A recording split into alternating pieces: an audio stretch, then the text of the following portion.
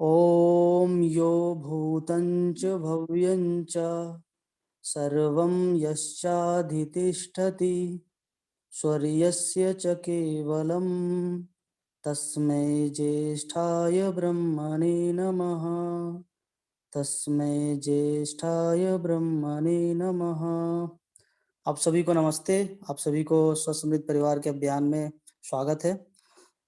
वैद्य जी से निवेदन करेंगे कि अपना व्याख्यान आरंभ करें। वंदे मातरम।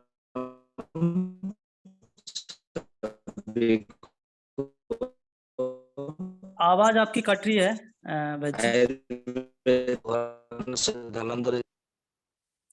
आपकी आवाज साफ नहीं आ रही है। हाँ जी।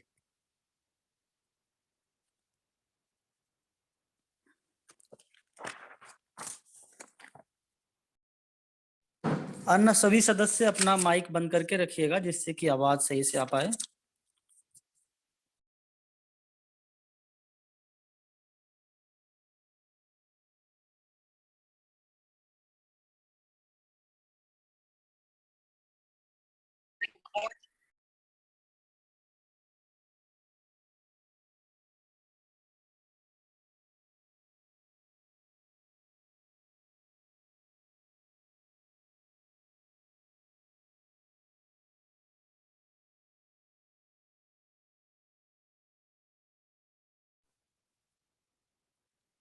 जी वैद्य जी, आवाज आ रही है, आप आरंभ करें। हेलो। हाँ, आपकी आवाज साफ नहीं आ रही है। आवाज आपकी कट जा रही है। आयुर्वेद के रुकिए, मैं बाहर बाहर जाता हूँ दूसरे मोहल्ले में। जी जी। भैया आवाज नहीं आ रही बिल्कुल भी।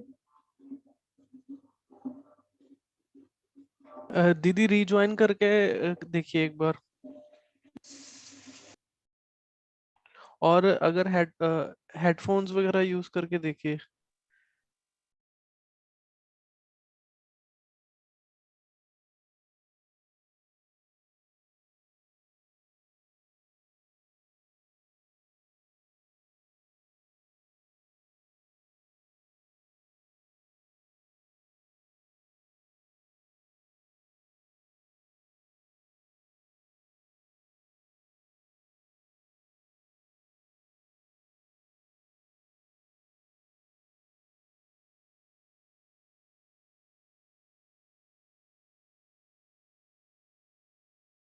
वंदे मातरम। अभी अभी सुनाई दे रहा है मेरी आवाज? हाँ जी, अब आ रही है आपकी आवाज सही से। जी जी जी। जी, धन्यवाद। फिर से वंदे कटने लगा। मातरम सभी को। आयुर्वेद कैसे कट रहा है? बोलिए, हाँ आरंभ करें, देखते हैं। जी जी जी। आयुर्वेद के जनक भगवान श्री धन्वंतरि जी को प्रणाम करते हुए हम आज की आलोचना जो सत्र है वो आरंभ कर। उस दिन हम वात पित्त कफ के थोड़ा मतलब जो मल है दो उस विषय में चर्चा की गई थी। हमने रोक लिया था समय होने के कारण। आज हम मतलब वात पित्त कफ को दोष धातु और मल कैसे कहते हैं उस विषय में आज थोड़ा विस्तार से चर्चा करेंगे। आयुर्वेद के अनुसार ऐसा कहा है सुश्रुत संहिता में कि शरीरम दूषणा दूषा दोषा धातु धारणा वात पित्त कफा ज्ञेय मलिनी करणात् मणः। ये आचार्य सुश्रुत संहिता में भी मतलब मिलता है और सारंगधर संहिता में भी ये मतलब श्लोक मतलब मिलता है।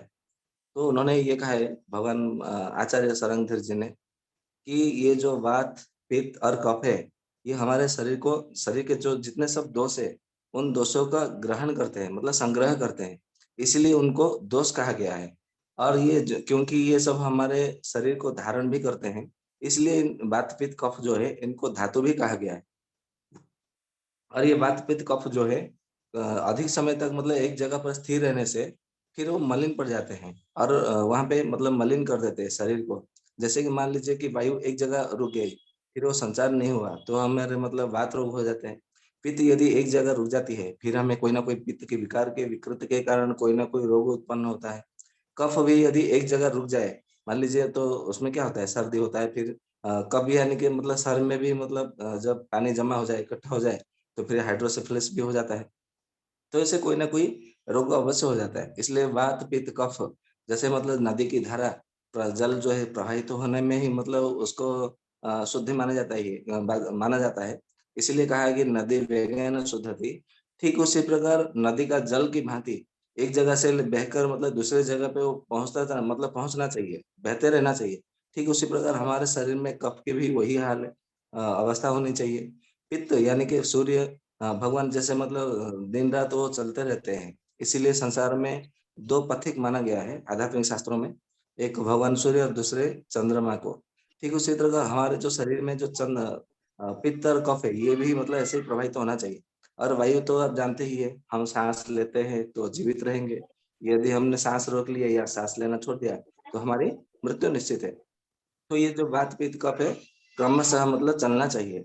यदि नहीं चलेंगे, नहीं प्रवाहित होंगे ठीक से, तो शरीर में दोष उत्पन्न होते हैं, दोष संग्रह करते हैं और ये चलते हैं तो हमारे शरीर का धारण करते हैं, इसलिए धातु कहा जाता है। और ये अधिक समय रुक जाते हैं एक जगह पे तो मलिन कर देते हैं, इसलिए इनको मल कहा गया है। मतलब ये जो शरीर के जितने सब मतलब ये जो क्रिया होती है हमारे शरीर में, जैसे कि मतलब हम खाना खाते हैं, फिर मतलब बाथरूम जाते हैं, मतलब शौच के लिए जाते हैं, फिर हम सोते हैं, उठते हैं, दातुन करते हैं, या तो हम कोई कर्म करते हैं या तो कुछ भी करते हैं। ये जो शरीर का जो क्रिया है, हम कोई भी मतलब काम में जाते हैं या तो दुकान में जाते हैं, व्यापार करने जाते हैं, फिर मतलब वहाँ से हमारा रोजी-रोटी चलता है, घर चलता है। ये जो जितने मतलब सब शरीर की क्रिया है, फिर मन के जो मतलब जो भावना है, हम विचार करते हैं, भगवान का नाम लेते हैं या तो भगवत की गीता का या तो श्रीमद् भागवत या तो कोई रामचरितमानस, कोई शिव पुराण, कोई मतलब जो अपने-अपने इष्ट देव जो जिनको मतलब भगवान को आराधना करता है, उनके भाव में वो तल्लीन रहता है, मनन करता है, चिंतन करता है।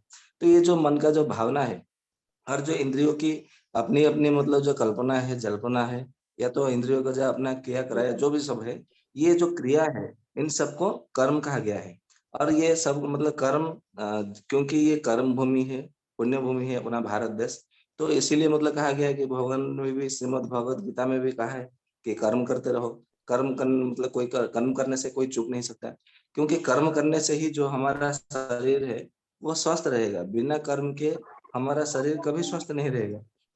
इसके लिए इन जो सब क्रियाओं का जो मतलब है, जैसे शरीर की क्रिया है, मन की क्रिया है, इंद्रियों की क्रिया क्रिया है, ये सब परस्पर तालमेल रहना परम आवश्यक है। यदि परस्पर एक दूसरे से यदि तालमेल नहीं रहेगा, तो निश्चिंत रूप से हम बीमार पड़ जाएँगे या हम रोग से ग्रसित हो जाएँगे। यदि मान लीजिए इनमें से क्रियाओं में से कोई एक विकृत हो जाता है, जैसे कि मतलब मान लीजिए कि हमारा शरीर क्रिया करता है, तो शरीर क्रियाओं में यदि कोई क्रिया यदि विकृत हो जाए मतलब जब मतलब हम भोजन करना चाहिए उस समय हम क्या करेंगे, शौच के लिए जाएँगे। शौच करने के समय यदि हम भोजन करने लगेंगे या तो सोने के समय हम यदि भोजन करने लगेंगे, तो वो शरीर निस्संदेह रूप से विकृत होगा। जिस समय हम भगवान को ध्यान करना चाहिए, जिस मतलब संध्या बेला जो होती है, हमारे दिन में 4 बार संध्या बेला होती है, उस समय परमात्मा को याद करना चाहिए या तो अपने कुल देवता का याद करना चाहिए। जो जो अपने आराधना जो इष्ट देव है, उनको याद करना चाहिए, स्मरण करना चाहिए। यदि हम उस समय किसी के साथ में क्रोध से पेश आए, क्रोध का व्यवहार करा या तो जब हम उसके मतलब मन में कामना की मतलब भावना लाए, वासना की भावना लाए, या तो फिर मतलब किसी से ईर्ष्या किया, किसी के विषय में मतलब हिंसात्मक विचार किया, तो निस्संदेह वो हमारा मन का विकृत मतलब विचार हुआ, विकृत भाव हुआ। तो निस्संदेह हम मानसिक रोग से ग्रस्त हो जाएँगे। ठीक उसी तरह जब हमारा जो इंद्रियाँ है, जो 10 इंद्रियाँ है, 5 कर्मेंद्रिय, 5 ज्ञानेंद्रिय जो भी है, ये जो 10 इंद्रियाँ हैं, यदि ये 10 इंद्रियाँ ठीक से मतलब प्रकृति अवस्था में ना होकर के यदि विकृत अवस्था में या तो फिर विकृत के भाव से यदि क्रिया करने लगे, तो निस्संदेह हमारा इंद्रिय भी मतलब रोग से ग्रसित हो जाता है। ये मतलब बड़ा सीधा-सा सरल-सा सूत्र है। इसको यदि कोई समझ ले, तो शरीर, मन, इंद्रिय ये तीनों से वो पूरा एकदम मतलब स्वस्थ रहेगा और रोग मुक्त रहेगा। शरीर की इन क्रियाओं का जब तक ठीक प्रकार से संपन्न होता रहता है, तब तक वो स्वस्थ कहलाता है। जब विकृत हो जाता है, इसी को ही व्याधि कहते हैं। चरक संहिता में भी आचार्य चरक ने यही कहा है। जब तक मतलब शारीरिक जो क्रियाओं में दोष प्रकट नहीं होते, तब तक ये शरीर को मतलब कोई रोग होता नहीं है। इसीलिए ये तीनों को जो वात, पित्त और कफ है, इन तीनों को इसीलिए शरीर का 3 उपस्तंभ या 3 स्तंभ कहा गया है। जैसे हम मतलब कोई बंगला या घर बनाते हैं तो उसमें पिलर लगाते हैं, तो पिलर के माध्यम से घर जैसे टिकता है, ये वात पित्त कफ भी हमारे टिकता है। अब जानेंगे ये वात पित्त कफ हमारे शरीर में कहाँ-कहाँ इनका अधिकार होता है या कहाँ-कहाँ रहता है। तो आचार्य ने मतलब बहुत से आचार्यों ने ऐसा कहा है कि जैसे मतलब बाहरी दुनिया में ब्रह्मांड में स्वर्ग होता है, स्वर्गलोक होता है, ये हमारा मर्त्यलोक है और हमारे नीचे भी पाताल लोक मतलब होता है, ऐसा मतलब कहते हैं। हमने तो कभी देखा नहीं, स्वर्ग तो हम आकाश को ही स्वर्ग मानते हैं। कोई-कोई कहते हैं कि 33 कोटि करोड़ देवता है या तो 33 देवता है, जो भी है, हमने कभी देखा नहीं, केवल सुनते आ रहे हैं। ठीक उसी तरह हमारे मृत्यु ये हमारा मर्त्यलोक है या मृत्युलोक है, इसके नीचे पाताल लोक है, ऐसा कहते हैं। तो स्वर्ग लोक जो है हमारा मतलब सर से लेकर के हृदय तक, उसको स्वर्ग लोक या तो कफ का स्थान माना गया है, या तो उसको ब्रह्मा जी का स्थान ऐसा माना गया है। फिर हृदय से लेकर के कमर तक, नाभि या तो नाभि तक, उसको मर्त्यलोक या मृत्युलोक कहा गया है, या तो उसको मतलब पित्त का स्थान ऐसा माना गया है। नाभि से फिर मतलब नीचे पैरों के अंगूठे तक, उसको पाताल लोक या तो वायु का स्थान या तो वात का स्थान ऐसा मतलब माना गया है। अब ये जो वात पित्त कफ है, इन तीनों का मतलब हिस्से में बांट दिया गया है कि ये तेरा अंचल है, क्षेत्र ही है, ये तेरा क्षेत्र है, ये तेरा क्षेत्र है, ऐसा मतलब उन्होंने बांट दिया गया। अब ये कैसे बांटा, ये कैसे काम करता है, वो तो हम आगे-आगे और भी मतलब विस्तार से चर्चा करेंगे। अभी ये जो पित्त और कफ के जो विकार है, जो विकार जब होता है तो सबसे पहले देखेंगे जब आपका कफ यदि रोग होता है, तो सर से लेकर हृदय तक ही मतलब आपका बीमार होता है। मान लीजिए आपको सर्दी होगा या तो सर में भारीपन आएगा, या तो छाती में को कफ जमा हुआ लगेगा, दिखे मतलब अनुभव होगा, या तो फुफ्फुस के विकार होंगे, गले में खराश होगा, या तो वगैरह-वगैरह। ये जो जितने सब मतलब कफ का रोग होता है, तो सर से लेकर के ये छाती तक, हृदय तक ही मतलब कोई ना कोई लक्षण मिलता है। इसीलिए आचार्यों ने कफ का स्थान ये सर से लेकर के हृदय तक ही बताया है। जब हमें मतलब कोई पित्त रोग होता है, या तो मान लें गैस्ट्रिक हो गया, या तो एसिडिटी हो गया, अल्सर हो गया, या वगैरह-वगैरह जो भी मतलब सब है, जो मतलब पित्त के जितने भी सब रोग हैं, ये हृदय से लेकर के नाभि तक ही लक्षण मतलब पाए जाते हैं। पेट में दर्द होना, पेट में जलन होना, सीने में दर्द होना, सीने में जलन होना, या तो कुक्षियों में दर्द होना, पार्श्व होना, ये सब जितने सब मतलब लक्षण पाए जाते हैं, ये सब मतलब हृदय से लेकर के नाभि के आसपास से ही आपको लक्षण मिलेंगे। पेट में भी दर्द होगा तो उसी के हिसाब से ही मतलब दर्द होगा। तो ये जो मतलब आप समझ लीजिए कि आपका हृदय से लेकर के नाभि तक, यानी कि छाती से लेकर के नाभि के बीच में यदि कोई लक्षण प्रकट होता है, तो आप तुरंत समझ लीजिएगा कि आपको पित्त का कोई ना कोई विकार आपको शरीर में उत्पन्न हुआ है। तो आप पित्त बढ़ा हुआ है कि घटा हुआ है, उसके आधार पर तय करके निश्चित करके फिर पित्त यदि बढ़ा है तो उसको कम कीजिए, यदि पित्त कम हुआ है, घटा हुआ है तो उसको बढ़ाइए, लेवल हो जाएगा। तो आपका जो रोग है वो ठीक हो जाएगा। अभी नाभि से पैर के अंगूठे तक मतलब पैर तक, तलवों तक, ये इसमें क्या ये वायु प्रवाहित होती है। तो आप देखेंगे जिन-जिन लोगों का वात से या तो वायु का मतलब पीड़ित होंगे, तो ये नाभि से लेकर के पाँव तक, तलवों तक वो अधिक मतलब प्रभाव रहेगा। इन स्थानों पर ही आपको लक्षण मिलेगा। या तो दर्द है ना, या तो सूजन होना, या तो लाल-लाल दिखना, या तो जलना, या तो फिर कुछ भी मतलब पैर उठा ना पाना, ना चल पाना, घुटनों का दर्द होना, घुटने मोड़ ना पाना, ये तो जितने ऐसे तो कई लक्षण हैं, वायु के 80 प्रकार के लक्षण हैं। तो ये सारे के सारे कोई ना कोई लक्षण आपको नाभि से लेकर के पैर के अंगुष्ठ तक ये सब मतलब आपको लक्षण मिल जाएँगे। तो आप बड़े सहजता से, सरल भाव से, बड़े सुगमता से जान पाएँगे कि मुझे कफ का मतलब समस्या है, या पित्त की समस्या है, या तो वात की समस्या है। तो आप इसके हिसाब से आप घरेलू उपचार कर सकते हैं, या तो घरेलू उपचार कर सकते हैं, या तो आयुर्वेद में जो कहा है कि मधुरम, अम्लम, लवणम, कटु, तिक्त, कषाय, ये जो 6 रसों है, 6 रस है, आप ये 6 रसों के माध्यम से भी आप अपनी चिकित्सा कर सकते हैं। वो कैसे करेंगे? सर बोल हाँ जी। ये जो कृपया मधुर, ऑडियो अम्ल, लवण। अन्य हाँ जी, सदस्य अपना भैया ऑडियो, कुछ बोल रहे हैं आप? नहीं नहीं आप आराम रखें, अन्य सदस्य अपना ऑडियो ओपन कर दे रहे हैं। जी आप आराम रखें। जी, जी। जी, हमारा जो षड रस है, जो 6 रस है, मधुर रस हो गया, मतलब जो मीठा, जो ज़ुबान पर कोई भी खाने से मीठा लगने लगे तो समझ लीजिए वो मधुर रस है। अम्ल रस जो खट्टा लगे वो अम्ल रस है। लवण रस जो नमकीन लगे, नमक की भांति आस्वाद लगे, वो नमकीन है या तो लवण रस है। कटु जो तीखा लगे उसको कटु रस कहा गया है। जो कड़वा लगे नीम की भांति तो उसे तिक्त रस कहा गया है, कड़वा रस कहा गया है। और जो कसेला है जैसे कि अपना आंवला है, जामुन है, आम का छाल है, और ये जामुन का छाल है, इससे जो मतलब दाढ़ी में कच्चा दाड़म है, जो अनार कच्चा अनार है, उसको यदि खाएंगे तो आपको कसेला कसेला लगेगा। कच्चा केला खाएंगे तो आपको कसेला लगेगा, जो ठीक से पका हुआ ना हो।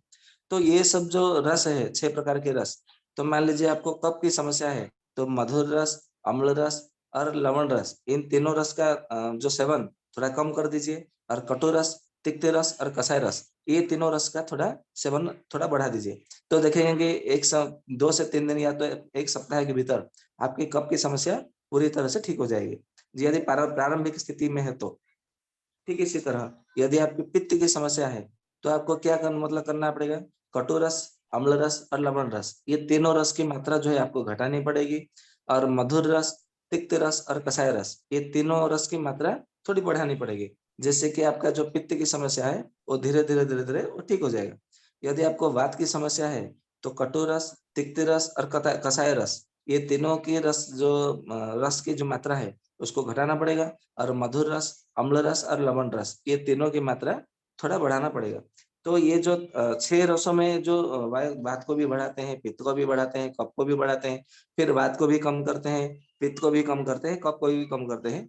तो उसके आधार पर आप क्या मतलब समस्या है, उसके आधार पर आप ये रसों का सेवन कर सकते हैं, बराबर। तो अपना जो शरीर में जो क्रिया है, शरीर में क्रियाएं है, मन में जो क्रिया है, इंद्रियों में जो क्रिया है, ये जब तक परस्पर एक दूसरे से तालमेल उसी समय तक मतलब बना रहता है, जब तक कि वो प्रत्येक का कार्य क्षेत्र जो है वो पृथक पृथक हो। मतलब मान लीजिए कि आपका जो बात है, आप मतलब सांस ले रहे हैं, तो आप जब सांस ले रहे हैं तो उस समय आप पानी नहीं पी सकते। आप यदि पानी पानी पी रहे हैं तो आप उस समय सांस नहीं ले सकते, क्योंकि पानी जो है कप कप का हुआ। या तो आप थूक भी मतलब है तो उस समय सांस नहीं ले सकते, क्योंकि वो कफ है। यदि आप सांस ले रहे हैं तो वायु ले रहे हैं तो आप उस समय कफ को शमन नहीं कर सकते।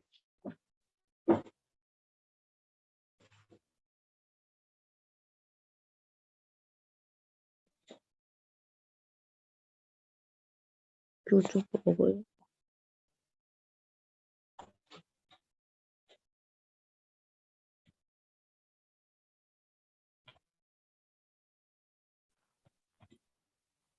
बैद जी आपका आवाज नहीं आ रहा है।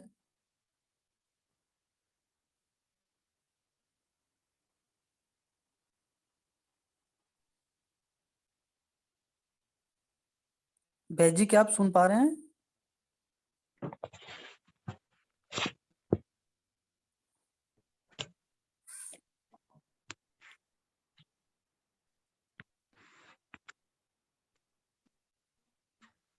मतलब मुझे लगता है मेरा थोड़ा इंटरनेट की समस्या रहती है, इसके लिए कट जाता है।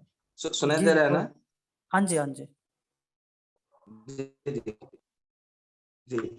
तो ये हमारा जैसे हम पानी पी रहे हैं तो उस समय खाना नहीं से खा सकते, खाना खा रहे तो पानी नहीं पी सकते।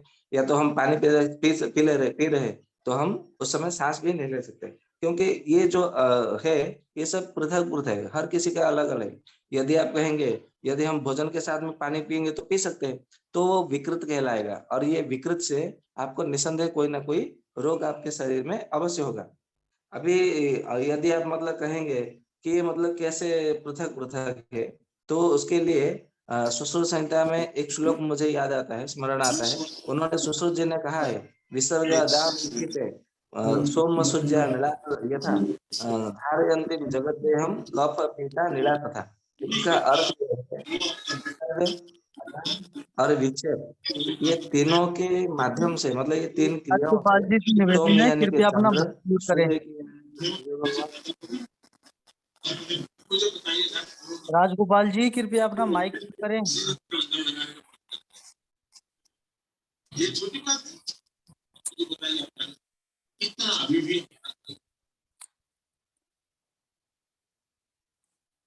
जीवेश जी आरंभ करें अब आप। हाँ जी, जी ये जो मतलब उन्होंने शिष्य जी ने कहा है कि विसर्ग और आदान और विक्षेप, ये तीन क्रियाओं से सोम यानी कि चंद्रमा, सूर्य भगवान और अन्य हवा, ये जो मतलब वायु होता है, ये क्या करते हैं, सारे संसार का धारण करते हैं या तो चलायमान करते हैं, मतलब कोई ना कोई उनमें उसका प्रभाव रहता है। ठीक उसी प्रकार उन्होंने दूसरे तृतीय चरण में कहा है कि धारयन्ति जगत देहम, जिस प्रकार भगवान सूर्य, चंद्र और वायु देवता इस सारे संसार को धारण करते हैं, ठीक उसी तरह हमारा ये देह जो शरीर है, ये तीन का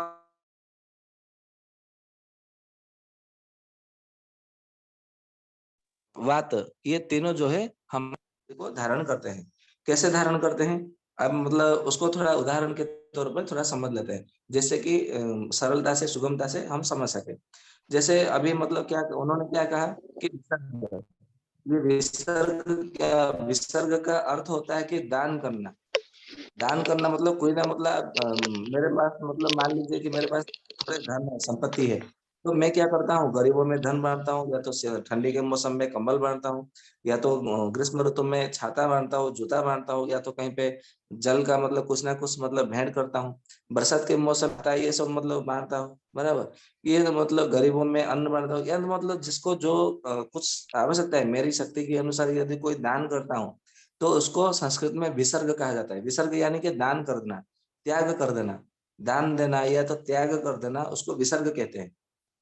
अभी देखे होंगे जब चंद्रमा जब मतलब उदय होते हैं, तो वो क्या करते हैं, उनके जो अमृत किरणें होती है, उनको किरण को अमृत कहा गया है आयुर्वेद में, इसलिए उनका एक नाम है सुधाकर, सुधांशु, ऐसा उनका नाम है।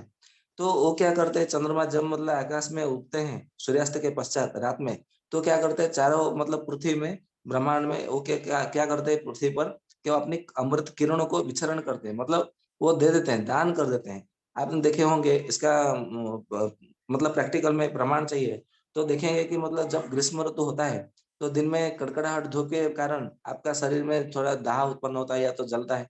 जैसे ही मतलब चंद्रमा का उदय होता है, तो आप अनुभव करेंगे, चंद्रमा की किरण में खुली आसमान के नीचे जब बैठेंगे कुछ समय, तो आपको धीरे धीरे धीरे आपके शरीर में ठंडा मतलब शीतलता उत्पन्न होगा। शीतलता मतलब आएगी अचानक, मतलब अपने आप आएगी। तो ये शीतलता कहाँ से आया, ये शीतलता जो है चंद्रमा के किरण से आया। तो चंद्रमा का किरण इसलिए आया क्योंकि वो उनका काम है विसर्ग करना, मतलब देना। वो अपने आप देते हैं, उनको कोई मांगता नहीं। आप चंद्रमा को मांगते नहीं है कि मुझे दो। अभी आते हैं, आप बोलेंगे कि भगवान सूर्य भी अपने किरण देते हैं। वो सूर्य भगवान अपने को किरण देते नहीं, वो आदान करते हैं। आदान मतलब ग्रहण करना। मान लीजिए आपके पास मतलब जैसे कि आजकल सरकार करती है, आपके पास पैसा है या बहुत सारा धन संपत्ति है, तो वो क्या करते हैं, अपने से टैक्स के रूप में, कर के रूप में लेते हैं। हम कोई सामान खरीदते हैं या तो कुछ करते हैं, वो हमें बिना बताए ही हमसे टैक्स ले लेते हैं, कर ले लेते हैं। वो बिना बताए ही जो ग्रहण कर लेता है हमसे, उनको जो चाहिए वो ग्रहण कर लेते हैं। उसको आयुर्वेद में आदान कहा गया है। तो आदान कैसे करते हैं, मान लीजिए जब मतलब अभी जब दक्षिणायन चल रहा था, बरसात का मौसम था, जो ठंड का मौसम था, तो उसमें सूर्य भगवान की किरण में इतने तेज नहीं थी। चारों ओर देखेंगे, नदियों में, नहरों में, कुएं में, तालाबों में, बांपियों में, चारों ओर केवल पानी ही पानी, जल भरा हुआ रहता है। पूरे ब्रह्मांड में जल से परिपूर्ण हुआ मतलब हुआ रहता है। परंतु जैसे ही उत्तरायण मतलब आता है, अभी तो उत्तरायण हुआ मकर संक्रांति से, अभी धीरे धीरे धीरे अभी सूर्य भगवान का किरणों में मतलब तेज आने लगा है, प्रखंड प्रचंड होने लगा है। तो देखेंगे कि ग्रीष्म ऋतु में, वसंत ऋतु में वो क्या करते हैं, सारे संसार में जो भी जल होता है, वो चारों ओर से बराबर बराबर मात्रा में जल वो ग्रहण कर लेते हैं। वो आपको पूछते नहीं, आपसे, आपके शरीर से भी वो जल का ग्रहण कर लेते हैं। इसीलिए तो हमारे शरीर में पसीना निकलता है, हमारा जलियन सूख जाता है, हिमोग्लोबिन भी कम हो जाता है। इसलिए हमको बार बार प्यास लगती है। और प्यास लगती है, फिर भी मतलब वो क्या करते हैं, चाहे कोई भी घर में हो या बाहर हो, मतलब संसार में कोई भी हो, उससे उस जल ही वो, जो जल रूपी जो रस होता है, वो रस को ग्रहण कर लेते हैं। तो बिना बताए, बिना पूछे जो ग्रहण करता है, उसको आदान कहते हैं। इसीलिए उत्तरायण से लेकर के दक्षिणायन तक आयुर्वेद के अनुसार जो हमारे भारतीय काल गणना है, उसको आदान काल कहा गया है। और उस भगवान चंद्रमा का जिसमें जिस समय मतलब अधिक मात्रा में वो क्या करते हैं, संसार को अपना अमृत किरण देते हैं, मतलब वो बिना बताए ही देते हैं, बिना पूछ कहे ही वो दे देते हैं, मतलब दान करते हैं। इसीलिए कर्कट संक्रांति से मकर संक्रांति तक विसर्ग काल कहा गया है। ये आप ध्यान में रखिएगा, क्योंकि आगे जब हम लगभग 1 महीना 1.5 महीना लगेगा, जब हम उस विषय पर चर्चा करेंगे, आदान काल विसर्ग काल, तब आपको द्वंद्व नहीं होना चाहिए, क्योंकि ये अब ये बात समझ लीजिए, तो आदान काल विसर्ग काल आपको बड़ी मतलब सहजता से सरलता से समझ में आ जाएगी। तो इसीलिए आदान काल मतलब कर्कट संक्रांति से जो दक्षिणायन होता है, कर्कट संक्रांति से मकर संक्रांति तक, वो आदान का विसर्ग काल कहते हैं, क्योंकि उस समय देखेंगे चंद्रमा की बड़ी महत्व है। उसी समय शरद ऋतु में शरद चंद्रमा की मतलब शरद ऋतु में जो होती है, कोई आचार्य वेद लोग, ऋषि लोग या तो संत लोग क्या करते हैं, शरद ऋतु को खीर बनाते हैं। कोई अपमार्ग खार के खीर बनाते हैं, कोई पीपल के छाल की खार बनाते हैं, खार से खीर बनाते हैं, कोई अन्य दूसरे जड़ी बूटियों से खीर बना के, जिनको सर्दी रहती है, इस्नोफिलिया रहती है, टाइफाइड रहती है, या तो अस्थमा रहती है, श्वास की कोई ना कोई कफ की जिनको समस्या रहती है, वो खीर उनको पिलाया जाता है उस दिन रात को, कुमार जिसको शरद पूर्णम या तो शरद पूर्णिमा, कुमार पूर्णिमा कहते हैं। वो इसीलिए शरद पूर्णिमा को कहा जाता है, मतलब खीर खिलाई जाती है। क्यों? आयुर्वेद के अनुसार सर जो चंद्रमा में 16 कला होती है, 16 कला शरद पूर्णिमा के रात को ही वो 16 कला चंद्रमा में होती है। बाकी और भी मतलब जो उनके जो 5 पूर्णिमा होती है, कर्कट संक्रांति से लेकर मकर संक्रांति तक, और 5 पूर्णिमा में चंद्रमा के पास केवल 15 कला होती है, और उत्तरायण से लेकर के दक्षिणायन तक 12 कलाओं से वो भी अभिभूत होते हैं। इसीलिए चंद्रमा की किरणों का इतना प्रभाव नहीं पड़ता। तथापि हमको ग्रीष्म ऋतु में, वसंत ऋतु में चंद्रमा का थोड़ा किरणों में थोड़ा तो शीतलता हमें प्राप्त होती है। अभी आते हैं विक्षेप, क्योंकि विसर्गा दान विक्षेप, विक्षेप का अर्थ है जो कि मतलब बिछोड़ देना, मतलब आपके मान लीजिए आपने अपने घर में सजा के रखा है, कोई ऐसा नटखट सा बच्चा है, बालक है, उसको उस घर में छोड़ दो, तो क्या करेगा, वो सारा मतलब जो सामान है आपको इधर इधर वो बिखर देगा, क्योंकि उसका काम ही बिखरना, वो नटखट है, बिखरने का काम है उसका, नटखट बच्चे का है। तो ठीक उसी तरह हमारे संसार में देखेंगे कि जब हवा चलती है तो क्या करता है, धूल उड़ता है, पत्ते उड़ते हैं, कोई भी मतलब सामान हो, मतलब हल्का हल्का फुल्का हो, राई हो, तो जैसे मतलब ऐसे कुछ कुछ है तो हवा में उड़ जाते हैं। परंतु जो हवा जब विकृत हो जाती है, जैसे हमारा मतलब आता है, आया था फाइलेन, आया था उड़ुड़, ये जो वगैरह वगैरह जो अभी बार बार आता है, उसको बाबाजोड़ू बोलते हैं गुजराती भाषा में। हिंदी में उसको क्या बोलते हैं ठीक से पता नहीं, गुजराती में बाबाजोड़ू बोलते हैं उसको, अंग्रेजी में साइक्लोन ऐसा बोलते हैं। तब जब वो हवा का विकृत रूप हो जाता है, तो बड़े से बड़ा पेड़, मतलब कितने कितने मतलब पेड़, वड़ का पेड़, पीपल का पेड़, और कितने कितने बड़े से बड़े पेड़ को भी वो उसने धराशायी कर देता है, और ये जो बिजली का खंभा है उसको भी तोड़ देता है। मतलब बहुत सारे झोपड़पट्टियों के झोपड़ियों को वो मतलब एकदम धराशायी उसको उड़ा के कहीं मतलब ले जाता है। और कभी कभी तो ऐसा होता है कि गाय, बछड़ी, बकरी, ये सब मतलब पता नहीं किधर के मतलब चले जाते हैं, मतलब दिखाई नहीं देते। ठीक उसी तरह ये जो मतलब टेढ़ा मेढ़ा चलना, मतलब बिखर देना, ये काम वायु का होता है। तो हमारे शरीर में भी बिखरने का काम है, बिखराने का काम है, ये वायु का है। मान लीजिए आपके मतलब सांस ले रहे हैं, यदि वायु इसने मतलब ये क्या करता है, वायु आपको बिखर देता है, मतलब यदि वायु थोड़ा बढ़ जाए तो आप चल नहीं पाते हैं, तोड़ने मतलब बेड रेस्ट हो जाता है आपका, बेड में मतलब बेड एडमिट हो जाते हैं, तो उठ नहीं पाते, ये विकृत है। प्रकृत अवस्था में भी यदि मतलब वायु थोड़ा मतलब टेढ़ा मेढ़ा हो गया, तो आप क्या करेंगे, आपको चक्कर आने लगेगा, आप चलने लगेंगे तो गिर जाएंगे जमीन पे। ऐसा कभी कभी होता है ना, देखेंगे। तो वो सब बताते हैं कि ये मतलब हाई बीपी है या तो लो बीपी है, ये ऐसा है वैसा है। कभी कभी देखेंगे कि चक्कर, मतलब कुछ हुआ नहीं, बीपी बीपी सब मतलब नॉर्मल है, फिर भी उसको चक्र मतलब चक्कर आके वो क्या होता है, लोग जो है वो गिर जाते हैं। तो ये वायु के कारण ही होता है ऐसा। तो जैसे कि हमारे संसार में सूर्य, चंद्र, वायु ये जो करते हैं, मतलब विसर्ग, आदान, विक्षेप, तो हमारे शरीर में भी कफ कैसे विसर्ग करता है। कफ हमारे शरीर में आयुर्वेद के अनुसार तर्पक, वोधक, क्लेदक, श्लेषक, और एक होता है अवलंबक, ये जो 5 प्रकार का कफ है। तो मान लीजिए हमारे कफ को सबसे श्रेष्ठ स्थान मिला है, क्योंकि वो सिर में मतलब सबसे मतलब ऊंचाई ऊंचाई में उसको स्थान दिया गया है। और हमारे हमारे जिह्वा में, मतलब जो टांग होता है जिह्वा, जबान पर बोधक कफ को स्थान मिला है। आप देखेंगे कि आप भले सोए रहते हो या तो बात करते हो, कुछ खाना खाते हो या तो कुछ मतलब चलते हो फिरते हो, कुछ भी करते हो आप, तो वो जो आपका जो मतलब जिह्वा से, जो रसना से वो लार अपने आप बनता रहता है, वो टपकता रहता है। उसको मतलब नहीं बोलते कि मतलब तू मतलब लार दे मुझे, ऐसा आप बोलते नहीं। वो अपने आप वो बनता है, वो अपने आप आपको 24 घंटा दिन रात अहोरात्र आपको देता रहता है। जैसे मतलब चंद्रमा ने अपनी किरणें पृथ्वी पर मतलब वर्षा की, अमृत वर्षा की, उसने आपसे कभी पूछा नहीं, आपसे मतलब कभी अनुमति नहीं मांगा कि मैं आपको दूं कि न दूं। ठीक उसी तरह कफ जो है आपको दिन रात आपको लार देता ही रहता है। मतलब ये जो लार है आजकल तो ये विमल गुटखा ये सब खा करके उसको थूकने लगे हैं, परंतु उसकी महत्व हम नहीं समझते। परंतु उसके महत्व को समझना चाहिए कि वो हमें दे रहा है तो मतलब अपने स्वेच्छा से दे रहा है तो हमें इसको ग्रहण करना चाहिए। तो हमें इसको मतलब लार को थूकना नहीं है, हमें इसको निगल जाना है। क्योंकि ऐसा मतलब कहा है ज्ञान संहिता में, पतंजलि योग दर्शन शास्त्र में, कि योगी लोग इसको खेचरी मुद्रा करके अमृत बना देते हैं और इसी अमृत का पान करके वो अमरत्व को प्राप्त कर लेते हैं। अभी इसमें कितनी सत्यता है ये तो मैं नहीं जानता, किंतु मैंने ऐसा पढ़ा है कि इसी को योगी लोग अमृत बना देते हैं और इसी को अमृत को पान करके वो अमरत्व को प्राप्त कर लेते हैं और अमर हो जाते हैं। अभी ये तो अनुसंधान का विषय है, ये होता है कि नहीं होता है। चलिए छोड़िए, अभी हम बातचीत कब के ऊपर आते हैं। तो जैसे चंद्रमा अपनी किरण को विसर्ग करता है, दान करता है स्वेच्छा से, कब भी हमें अपनी स्वेच्छा से ही ये दान करता है। अभी सूर्य भगवान बिना बताए सब कुछ क्या करते हैं, ग्रहण कर देते हैं। सारे संसार में से जल रूपी रस को ग्रहण कर देते हैं।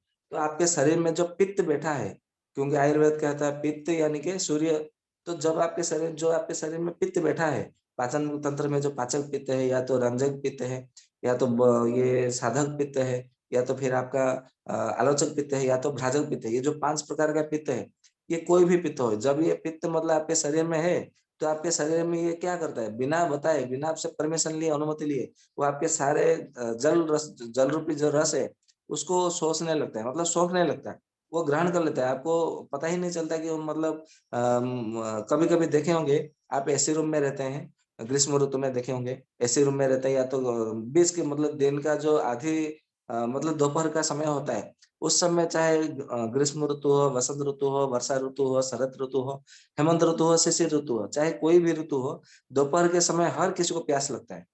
आप ये बात से नकार नहीं सकते, क्योंकि मैंने भी अनुभव किया है, 2 और 3 वर्षों से अभी अनुभव कर रहा हूँ कि दोपहर के समय हर किसी को प्यास लगता है। क्यों प्यास लगता है? क्योंकि दोपहर का समय जो है वो पित्त का समय होता है। पित्त यानी कि वो सूर्य भगवान का समय होता है। इसलिए सूर्य भगवान का समय होने के कारण, पित्त का समय होने के कारण, पित्त क्या करता है, आपके शरीर में जो भी जल है उसके आसपास वो सारे के सारे वो सोख लेता है। और शरीर सोख लेने के बाद में आपका क्या होता है, शरीर मतलब गला सूखने लगता है, या तो प्यास लगता है, या तो आपका पेट थोड़ा गड़बड़ाने लगता है। उस समय आप थोड़ा पानी पी लेंगे तो आपको लगेगा हाँ थोड़ा ठीक लग रहा है, अभी थोड़ा थोड़ा शरीर में कुछ बल आया, कुछ उत्साह वृद्धि हुई, मन थोड़ा शांत हुआ, आपको ऐसा अनुभव लगेगा। तो ये जो पित्त ये आपका शरीर में कैसे मतलब जल सोख लेता है, इसका यदि प्रमाण चाहेंगे तो आप देखेंगे कि जब जिन जिन लोगों का एनीमिया रोग होगा और पांडु रोग होगा, हीमोग्लोबिन कम होता होगा, या तो देखेंगे कि मतलब जिनका कोई भी मतलब एसिडिटी हो, अर्श की व्याधि हो, भगंदर हो, या तो फिर अल्सर हो, या जितने मतलब ऐसे लिवर का जो खराबी हो, ऐसे जो भी मतलब पित्त से ग्रस्त जो मतलब रोग है, चाहे प्लीहा बढ़ना, किडनी का खराब होना, क्रिएटिनिन बढ़ना, या तो यूरिया बढ़ना, सीरम, ये सब जितने सब रोग हैं आप देखेंगे उसमें हेमोग्लोबिन की मात्रा बहुत कम होगी।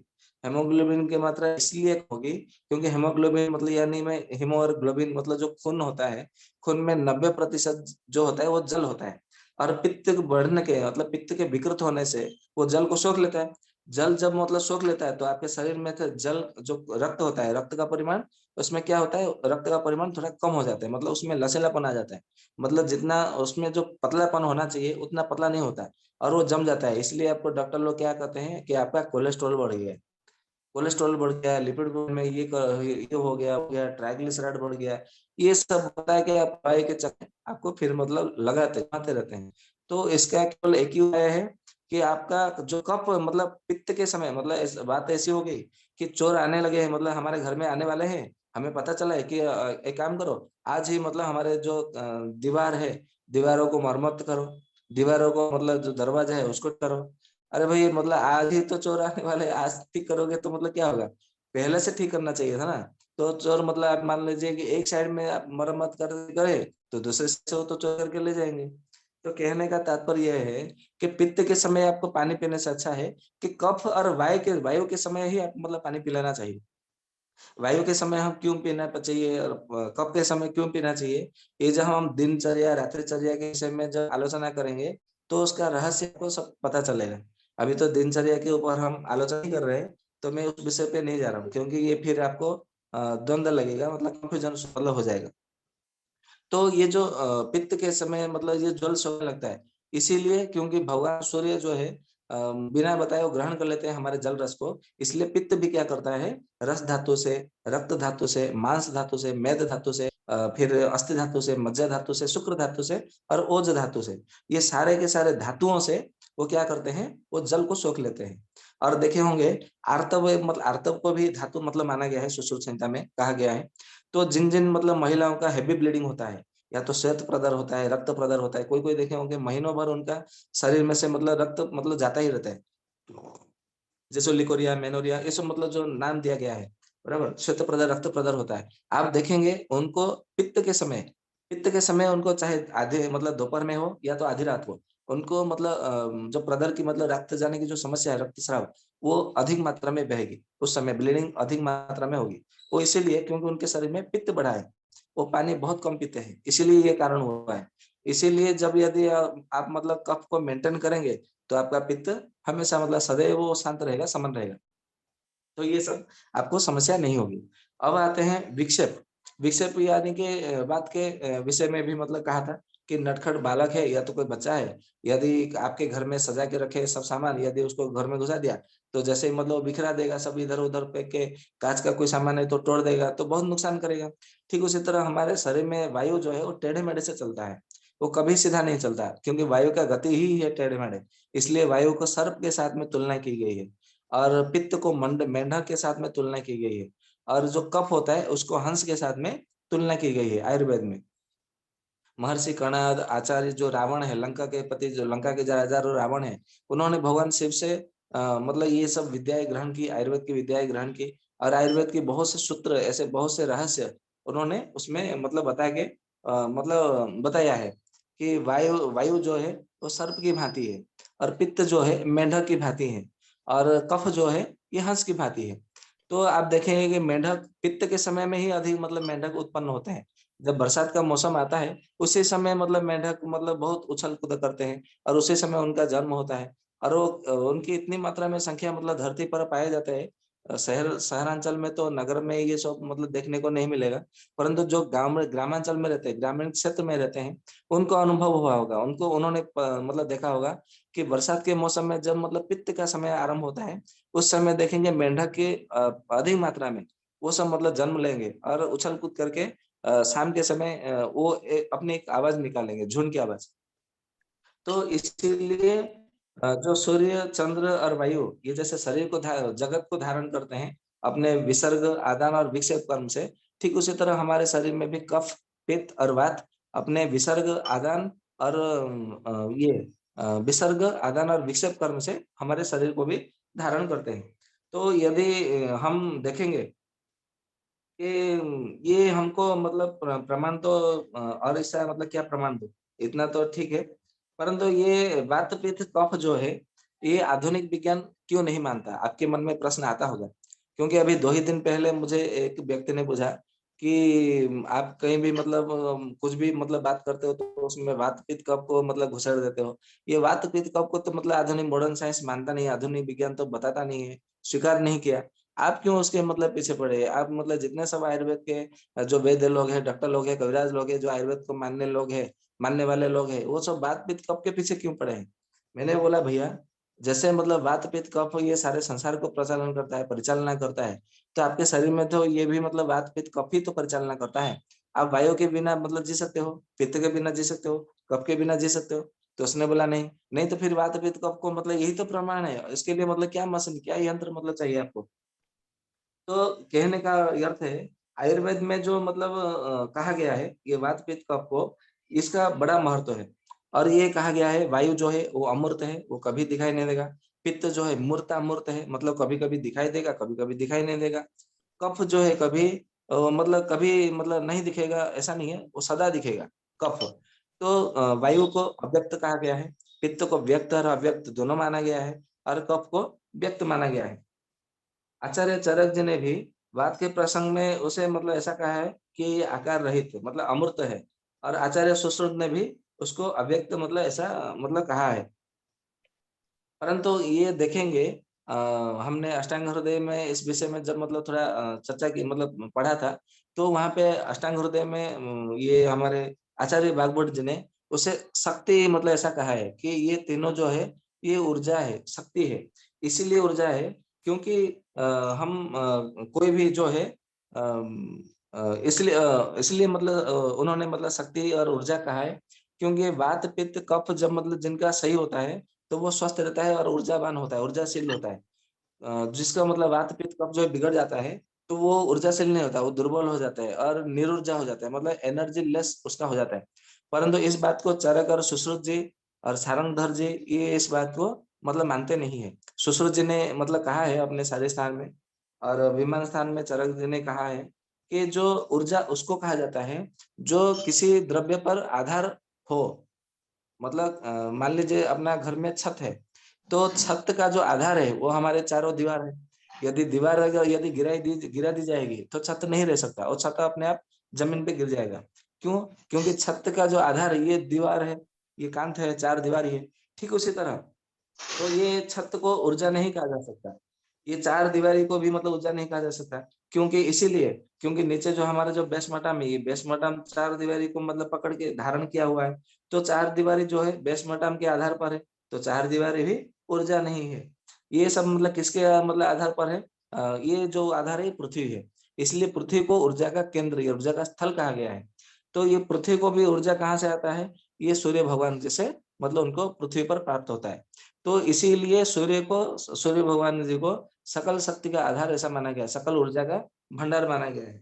अभी आयुर्वेद में इसको ऊर्जा क्यों नहीं कहा गया? इसीलिए चरक जी ने कहा है कि जो बिना मतलब किसी के आधार पर मतलब टिकता है उसे ऊर्जा कहते हैं, और जो वात पित्त जो कफ है ये बिना ऊर्जा मतलब बिना किसी आधार पे नहीं टिका है।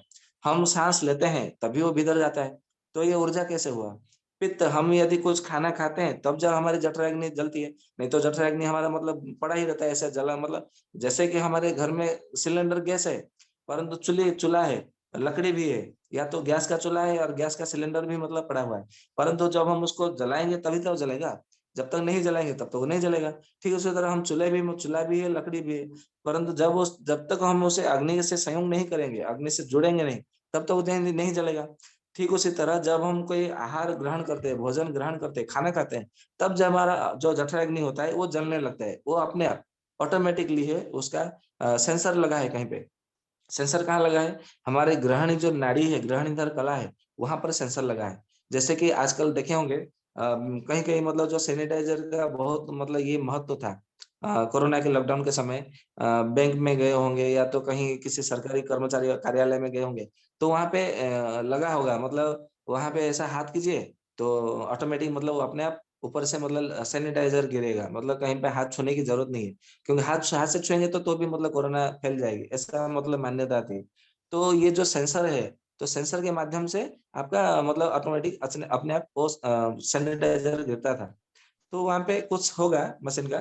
ठीक उसी तरह हमारे यहाँ पर भी जठराग्नि मतलब जो अपने आप प्रदीप्त हो जाता है, मतलब ये कैसे प्रदीप्त होता है इसके विषय में जब मतलब मैंने अध्ययन किया, तो इसका उत्तर मुझे सुश्रुत संहिता में मिला कि उन्होंने लिखा है, साफ साफ लिखा है कि ग्रहणम करते करयते ग्रहणम कुर्याते इस इति ग्रहणे, मतलब हम जो भोजन करते हैं वहां से मतलब हृदय के अभी कृपया ने सदस्य अपना हम जो मतलब माइक भोजन करते हैं, कीजिए। हम जो भोजन करते हैं, हमारा जो हृदय के पास से लेकर के आमाशय तक एक नाड़ी है, एक नलिका है, एक पाइप है, ऐसा समझ लीजिए। उसको ग्रहणी नाड़ी कहते हैं। इसीलिए ग्रहणी नाड़ी कहते हैं क्योंकि हम जो भी खाना खाएंगे वो ग्रहण कर लेगा। मान लीजिए आप भोजन कर रहे हैं तो ग्रहण करता है, पानी पीते हैं तो ग्रहण करता है, हम सांस लेते हैं तो भी वो ग्रहण करता है। यदि आप मतलब कोई आग का गोला भी खा ले तो भी वो ग्रहण कर लेगा, जहर भी खा ले तो भी वो ग्रहण करेगा। मतलब उसको अच्छे बुरे ये सब मतलब उसको पता नहीं है, उसको समझ नहीं है ग्रहण नाड़ी को, कि वो कुछ भी आप डालो वो ग्रहण कर लेगा। वो हर कोई चीज को ग्रहण करता है, इसीलिए उसका नाम ग्रहणी रखा गया है। और ये ग्रहणी जो नाड़ी है वो लंबा है, मतलब आमाशय तक सीधा जाता है, मतलब सीधा जाके वो जठराग्नि के पास उसका मतलब मेल होता है, मतलब मुड़ता है, उसका समाप्ति होती है, उसका जो बॉर्डर है, सीमा सरहद है। तो वो जठराग्नि को सीधा मतलब खबर देता है कि भाई यहाँ से भोजन मतलब आ गया है, तो मतलब प्रस्तुत हो जा, मतलब युद्ध के लिए तैयार हो जा। बराबर, वो सोया रहता है, तुरंत उड़ जाता है। कौन उड़ता है? जठराग्नि। जैसे ही हमारा भोजन मतलब आमाशय के पास पहुंचता है तो जठराग्नि तो मतलब जला मतलब प्रदीप्त हो जाता है ना, क्योंकि ग्रहणी नाड़ी ने उसको मतलब बता दिया।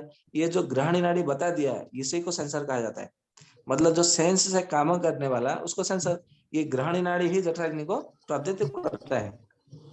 तो इसीलिए जो पित्त है, जो जठराग्नि, वो भी मतलब भोजन के आधार पर ही चलता है, इसलिए पित्त को भी ऊर्जा नहीं कहा जाता। कफ, यदि हम मतलब कई दिनों तक मतलब पानी ही नहीं पिएंगे तो भी वो मतलब पानी से कफ बनेगा नहीं, क्योंकि हम कोई भी पानी पीते हैं या तो स्नान करते हैं या तो शीतल के स्थान पे मतलब वास करते हैं, तब हमारे शरीर में कफ मतलब बनता है या तो निर्माण होता है। कृपया किसी का ऑडियो चालू हो तो बंद कर दीजिए।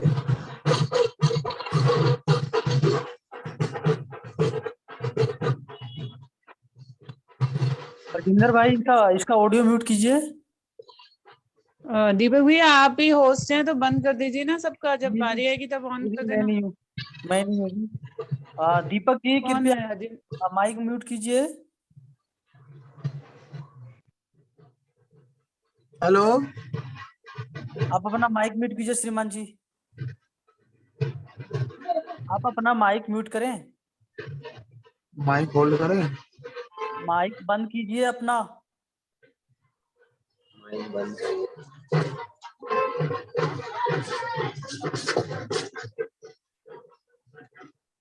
या तो आप अभी निकल जाओ। आप आपके तरफ से आवाज आ रही हो, डिस्टर्ब हो रही है, आप सुनने पे ध्यान नहीं दे रहे हैं। तो हमारा जो ग्रहणी नाड़ी है, इसीलिए उसको आचार्य सुश्रुत जी ने उसको सेंसर का मतलब बताया है, क्योंकि वो सेंसर की भांति वो काम करता है, इसीलिए उसको हमारे शरीर में उसको दूत भी कहा गया है। ये जो नाड़ी जितने मतलब कला है, जो 7 प्रकार की जो कला है, ये कला में ये दूत का काम करता है, इसके लिए इसको दूत कला भी सुश्रुत जी ने कहा है। इसीलिए पित्त भी ये बिना आधार के मतलब नहीं है। ठीक उसी तरह कफ भी, जब हम पानी नहीं पिएंगे, स्नान नहीं करेंगे या तो क्या हम मतलब समझ ही शीतल नहीं आ स्थान रही पर नहीं वैसे की रखेंगे आवाज, क्या जी, बोल रहे तो कृपया अपना माइक म्यूट कीजिए। मोतीलाल जी, ये आप अपनी माइक म्यूट करें, कृपया अपनी माइक म्यूट करें आप। जी आरंभ करें वैद जी। जी, तो इसीलिए वात पित्त कफ को चरक जी ने और सुश्रुत जी ने द्रव्य मतलब ऊर्जा नहीं माना है। और इसीलिए उनको क्या मतलब उन्होंने क्या माना है, ना ये सब द्रव्य है, ऊर्जा नहीं है। तो द्रव्य किस लिए द्रव्य क्यों कहा गया है? द्रव्य इसीलिए कहा है कि जिसका कर्म और गुण नित्य संबंध हो, उसी को द्रव्य कहा जाता है। ये आचार्य मतलब चरक जी ने कहा है कि जिस वस्तु का कर्म और गुण दोनों दोनों का नित्य संबंध रहता है, मतलब उसका कर्म भी है, मतलब वो सदा कुछ ना कुछ काम करता ही रहता है, वो कभी निकम्मा नहीं होता। और उसका गुण भी हो सकते हैं और दुर्गुण भी हो सकते हैं, मतलब अवगुण भी हो सकते हैं। तो उसका कर्म भी है और गुण भी है, और कर्म और गुण के साथ में जिसका नित्य संबंध है, वो मतलब कभी ऐसा नहीं कि 1 दिन हो गया, 2 दिन हो गया, 3 दिन हो गया, ऐसा नहीं है, मतलब नित्य संबंध है। तो जिसका नित्य संबंध है किसके साथ में? कर्म और गुण के साथ में, उसको आयुर्वेद में चरक जी ने द्रव्य माना है। तो हमारे संसार में 9 प्रकार के द्रव्य होते हैं। एक 9 प्रकार के द्रव्य किन किन मतलब किस किस को कहा जाता है? जो हमारे मतलब एक हो गए पंचमहाभूत। पंचमहाभूत में कौन कौन आता है? एक आता है आकाश, दूसरा आता है वायु, तीसरा आता है तेज यानी कि अग्नि, चौथा आता है जल, और पांचवा आता है पृथ्वी, और छठे में आता है हमारी आत्मा, जो शरीर में मतलब वास करता है। हर किसी के शरीर में वास करता है, चाहे पशु हो, मनुष्य हो, पक्षी हो, कीट हो, पतंग हो, या कोई भी, मतलब ऐसे जो कीट से लेकर ब्रह्म तक जितने सब है, तो सब में आत्मा का वास होता है। तो आत्मा को भी उन्होंने द्रव्य कहा, मतलब द्रव्य कहा है। और सातवें में मन मन मन बताया है, क्योंकि मन भी एक प्रकार के द्रव्य है, वो ऊर्जा नहीं है। क्योंकि ये जो मतलब मन का भी मतलब वो कैसे है, वो तो हम आगे चर्चा करेंगे। फिर आठवां है काल। काल काल यानी कि ये समय, आप समझ समझ सकते हैं, या तो अवस्था समझ सकते हैं, या तो कोई मतलब ऐसा स्थिति समझ सकते हैं, तो उसको काल मतलब कहा गया है। और नवा जो है वो दिशा। दिशा यानी कि जो हमारे जो पूर्व दिशा है, पश्चिम दिशा है, उत्तर दिशा, दक्षिण दिशा, अग्नि कोण, नैऋत्य कोण, वायव्य कोण, और ईशान्य कोण, और ऊपर की दिशा जिसको ऊर्ध्व दिशा, और नीचे मतलब अधो दिशा। ऐसे जो 10 दिशाएं होती है, ये 10 दिशाओं, तो पंच महाभूत, आत्मा, मन, काल और दिशा, ये सबको उन्होंने मतलब आचार्य चरक जी ने अपने सूत्र स्थान में इसको ये द्रव्य कहा है। और द्रव्य इसीलिए कहा है कि इनका कर्म तथा गुण, ये दोनों में ये मतलब आश्रित रहते हैं, और कर्म तथा गुण से इसका नित्य संबंध है, और ये समवायी इसका कारण है, इसीलिए इनको द्रव्य कहा गया है।